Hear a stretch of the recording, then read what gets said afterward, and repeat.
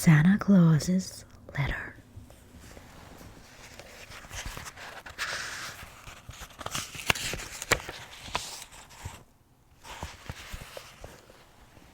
Welcome to Whispering Archive.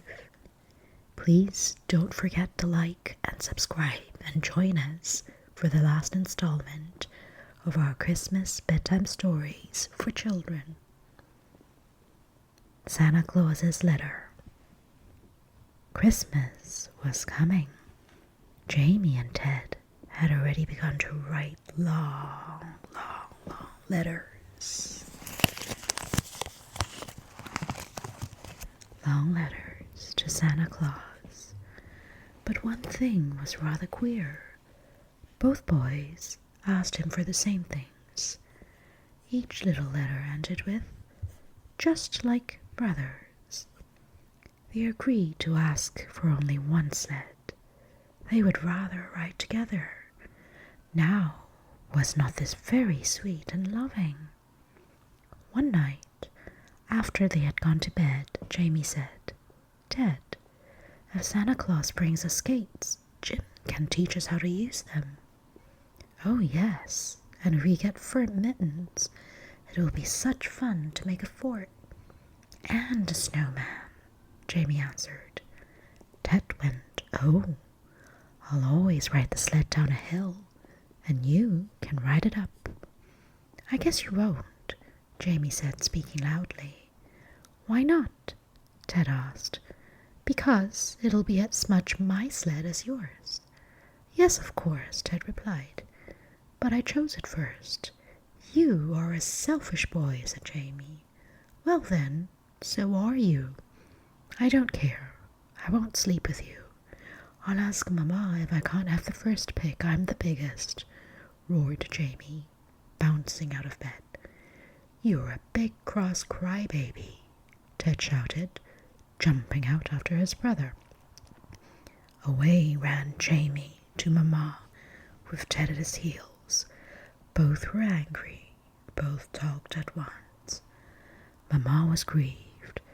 Her dear little boys had never been so unkind to each other before. She kissed their hot faces and stroked their pretty hair. She told them how their naughty words hurt her. She showed them how displeased God was to see two little brothers quarrel. That night they went to sleep in each other's arms, full of love and forgiveness. Christmas morning came at last. Very early the boys crept out of bed just to feel their stockings. Papa heard them, and remembering that he was once a boy, lighted the gas. Each little red stocking was full from toe to top. Boxes and paper parcels were piled around them. Such shouting, such a good time. It seemed as if all their letters had been answered. Suddenly Jamie cried, "Oh, Ted, here's a letter." They put their little heads together and with Papa's help spelled this out. "My dear boys, no sled this year. It quarreled, so I was afraid to bring it. I dropped it off the load about a week ago. Get ready for it next year. Merry Christmas, Santa Claus."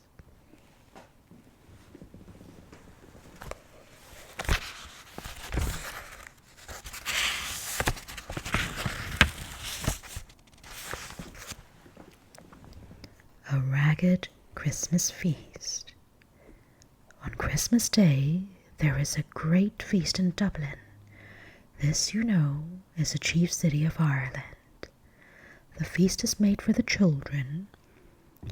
There are in that city a great many little ones who are very, very poor. There are kind people there too, also, who look after these poor children. They have what they call ragged schools, where many of them are taught to read and to sew and other useful things. Dr. Nellaton is a famous minister in Dublin, and every year, with other good people, gets up his great feast for the children. About 800 of them came last year. Some of these were only half-clad, and all were very ragged. They were seated at long, narrow tables, which were covered with a white cloth. The children from the ragged schools wore aprons in bright colors to hide their rags. Each school had a color of its own. These aprons were only lent them for the day, and the children felt very fine in them. But there were 2 long rows without any aprons. These were little ones who had been picked up along the streets. Each ragged scholar had permission to bring all the children he could find, and oh, how ragged and dirty these 2 rows were. But they brightened up, just like the children with aprons when they saw the feast. A huge mug of steaming tea and an immense bun to each child. Rarely did they have such a treat as this. And how they did eat! Each child had all he wanted. It would have done you good to see their poor, pinched faces beam with delight. During the meal, a large throng of orphan children in the galleries sang some sweet songs. Then, after the feast, there were small gifts, and little speeches and prayers and more songs. The little ragged ones seemed like new beings in the atmosphere of love. Such a glad day as at Christmas was a rare event in their sad lives. Children who live in happy homes know little about the sufferings of the poor. Perhaps if they knew more, such little ones would try harder by gifts and kind acts to carry sunshine to sorrowful hearts.